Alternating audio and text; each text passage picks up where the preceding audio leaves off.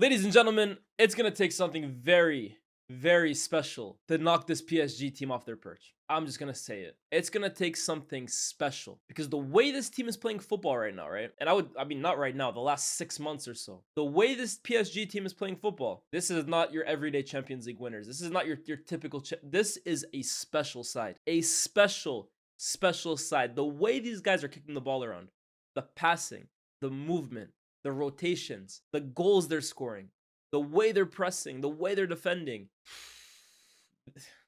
I mean, look, we really want to crown teams when they kind of have sustained dominance. And maybe it's going to take this PSG team repeating the Champions League or winning 2 in 3 years or going deep again in that competition for people to truly crown them the way I think they should be crowned. But just in terms of quality right now, guys, this is one of the best teams I've seen. From an attacking point of view, this is one of the best sides I've seen. They are crazy good. They've just beaten Bayern Munich 2-0 today. They're going to the semifinals of the Club World Cup, and we're going to talk about the game. Before we do, though, I just want to give a huge thoughts and prayers to Jamal Musiala in terms of speedy recovery, quick and speedy recovery, because we're yet to see the extent of the injury. But what we saw in the naked eye today, him writhing in pain on the ground, his ankle seemingly completely broken, and we don't know if it's going to be a full leg break or it's just an ankle break, and what that means for the rest of his season, how long he's going to be out. But honestly, I'm more so worried about, for Jamal, what he looks like after this. This is a player that I'm such a huge fan of. I've been on the record saying he's my favorite player in the game to watch, but he's also a player that has been so unfortunate with injuries. Honestly, like the injuries this guy sustains and the frequency of them is just so heartbreaking because this is one of the best talents in world football, in my opinion, especially of his age group.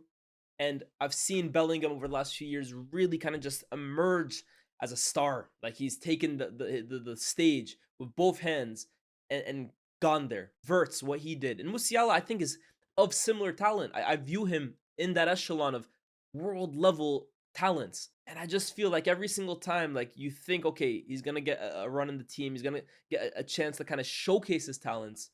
Something seems to get in the way. And today, this could be the biggest roadblock he's faced. Yes, it's going to be a roadblock in terms of time out.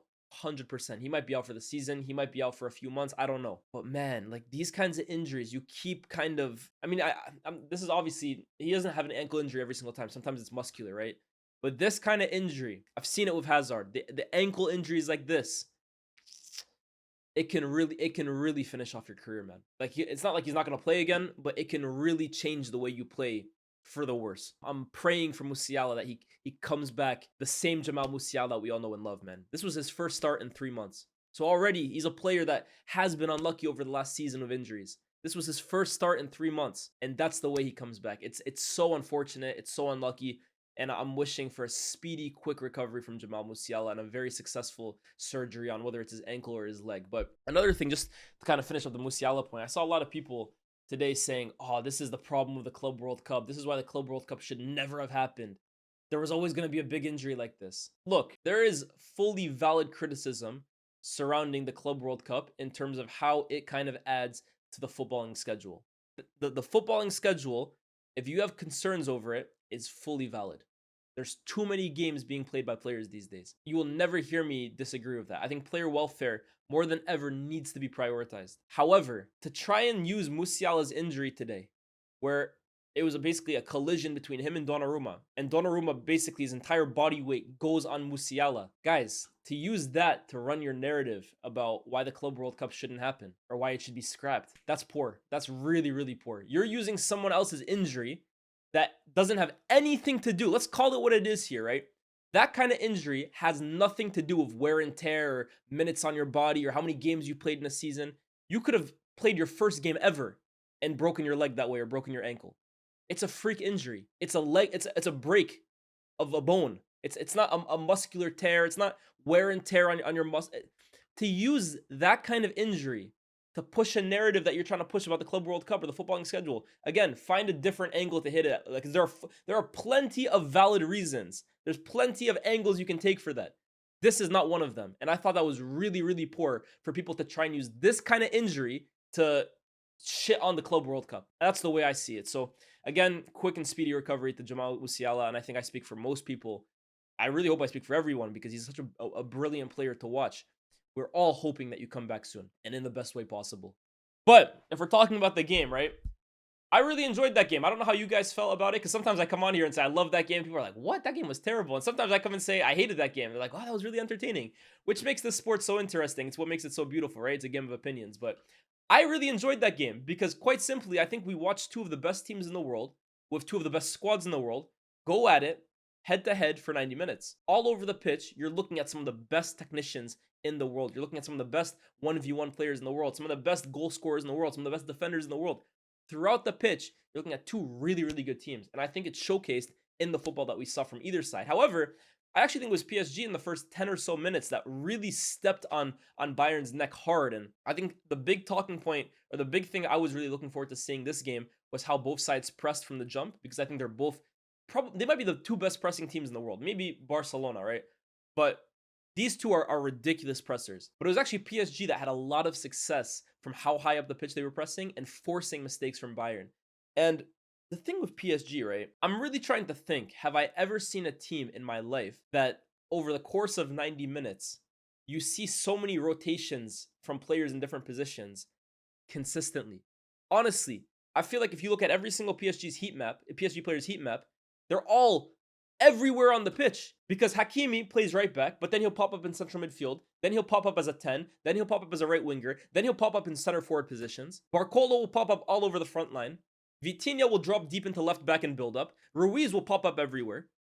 Doue plays all over. Mendes does the same thing that Hakimi does on the other side. The only person that stays in this position is Donnarumma. That's it. I'm genuine. Like, I'd love, let me know in the comment section below if you can think of someone else who does this really, really well. But teams that just over the full 90 minutes are so fluid in terms of their average positioning. Everyone plays everywhere. And they do it so seamlessly as well, too. So it's not like Hakimi will play right wing, or he'll drop into midfield, and all of a sudden now the whole team isn't aware of it. It's like he moves into midfield, and the shape of PSG is like a living organism. Everything around him adjusts. They're so in sync with the way they want to play. It's crazy. And I think I can only give maximum credit to Luis Enrique for that. Of course, the players have to be able to execute the game plan. But for Luis Enrique to have these guys this well drilled and this comfortable in and out of possession is a remarkable coaching job. And I continue saying it. It's a remarkable complete 180 from about 10 months ago. It's ridiculous. And I give full credit to Luis Enrique, right? And honestly, they've reaped the rewards, right? Treble winners last season.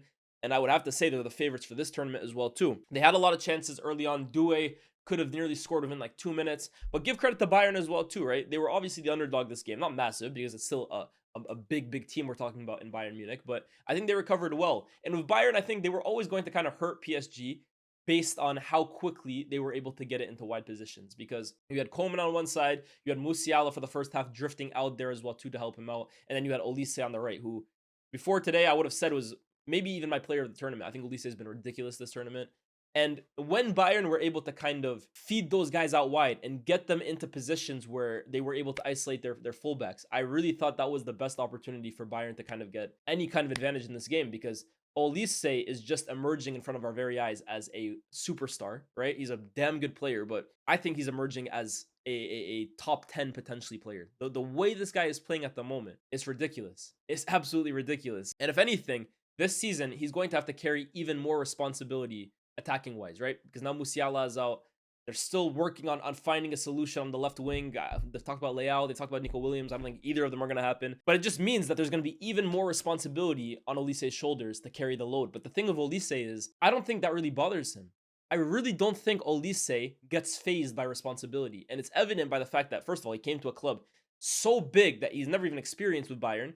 And honestly, didn't faze him whatsoever. And then throughout periods of the season and the Club World Cup, Mousiala, who's supposed to be his running mate, has been out as well too. And he's still carried the load. So Olise, man, has so much quality and is playing with so much swagger and confidence at the moment. And he was really a danger man for Bayern as well too, in terms of getting himself into attacking positions, threatening Mendes 1v1, which we know is such a difficult task. We've seen so many top-level players struggle against him. Got a few shots off as well too. Donnarumma had an amazing save on him in that first half.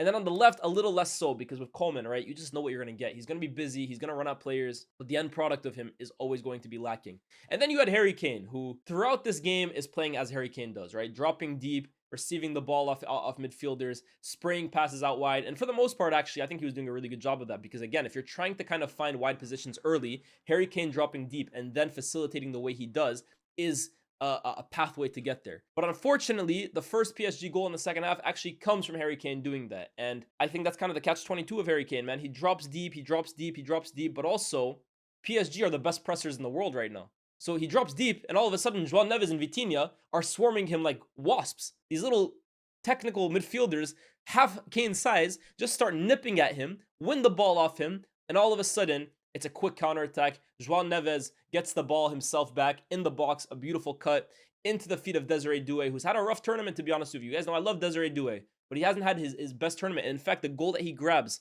off of João Neves' cutback, gets it onto his left, buries it past Manuel Neuer, who was ridiculously good today. I think Neuer has really kind of returned to a top level this tournament, and let's see if he can carry that into the season. But the finish was unstoppable, and it was Doué's first goal since the Champions League final, actually. And it was deserved as well, too. Bayern in the second half, again, threatened, but PSG just have so much quality, man. They have so much quality. And then you're bringing on Ousmane Dembele as well, too. Potentially the Ballon d'Or winner. And look, he's obviously been injured throughout this tournament, made his return against Inter Miami, but this game, I think, you really saw Ousmane Dembele is back up to speed. Because when he came on, man, first of all, hit the bar from a crazy angle off his right. And then the play continues, he gets it back. And at this point, by the way, PSG have 9 men. PSG have 9 men at this point. Who was it? Hernandez and Pacho, both being sent off for, I think Pacho was crazy tackle. Hernandez, it was rash. I don't know what he was doing in that situation. But PSG down to 9 men. Dembele plays it out to Hakimi, and you're thinking Hakimi's just going to kind of see the game out, spin out of danger, make sure PSG keep the ball because there's a few minutes left. They only have 9 men. But no, in true PSG fashion, brave, direct, and fast. Runs down the wing, carries the ball, plays it back into the path of Ousmane Dembele, who this time makes no mistake whatsoever. 2-0 PSG, and they're headed to the semifinals. But this PSG team, and honestly, like, to beat them, you have to be so good. Bayern were actually good today, and it wasn't enough. And I think that's going to be the case for a lot of teams. They might be playing Real Madrid next, maybe Dortmund. Both those sides are going to have to be damn near perfect to beat this PSG team, because they can just beat you in so many different ways. They can pass you to death. They can pass you off the park. They can beat you in transition. They can beat you in isolated situations by playing it out to their best players and just letting them come up with solutions. They can sit deep against you if they want. They can suffer a little bit. This PSG team is the most versatile attacking team on the planet at the moment. And one thing with them as well too, man. And I think it's really, like, you look at the best teams in the world right now, and PSG encapsulates this more than anybody, but just look at the best teams and they all have this. They have speed. They really have speed. And obviously, like, you have to have fast players, but all of their players can run. All of their players can carry the ball. All of their players are athletic. Across the pitch, who's their least athletic player? Vitinha? Even Vitinha can pick up the ball and weave past guys. None of their players are heavy or like poor ball carriers, or they just have such a youthful energy to them. And I really struggle to see a team right now that are going to beat them. I think this Bayern team was a really good matchup for them. Like, I think they could have potentially done some damage to them purely because of the way they press. But outside of that, I think they're going to beat Madrid, if Madrid even advance past Dortmund. And then I guess we'll see against Chelsea. But I think they have too much quality for Chelsea as well, too. And that's not me trying to say, oh, no one's going to beat PSG this season, because we know the Champions League is unpredictable, right? One bad game or one amazing game from somebody, and that's it. It's why it's so difficult to go back-to-back.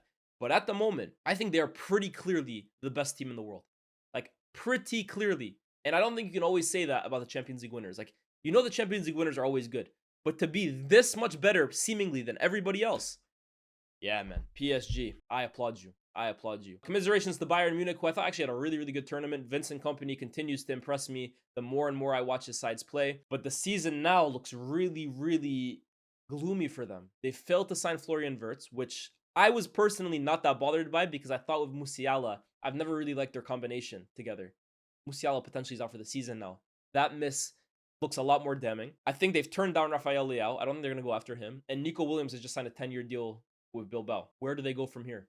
Because all of a sudden now, you were already missing a guy on the left that you were trying to find. Now your creator-in-chief, your primary playmaker, your star boy, Musiala, is out potentially for the season. That's 2 of the 3 attacking positions behind Kane that need addressing. Today was Muller's last game, by the way. Absolute legend. Bowing out. Good luck to the rest of his career. It's a good Bayern team, but it's now one that looks a whole lot less scary without Jamal Musiala. So let's see where they kind of go from there. But PSG make it to the semifinal, and we await their opposition as we watch Real Madrid versus Dortmund. We're going to watch that in a little bit, and I'll probably come up with a match reaction for that as well, too. But guys, let me know, like I said at the start, have you ever seen a PSG team, or have you ever seen a team in general in football rotate positions as much as PSG do over 90 minutes? Let me know in the comment section down below.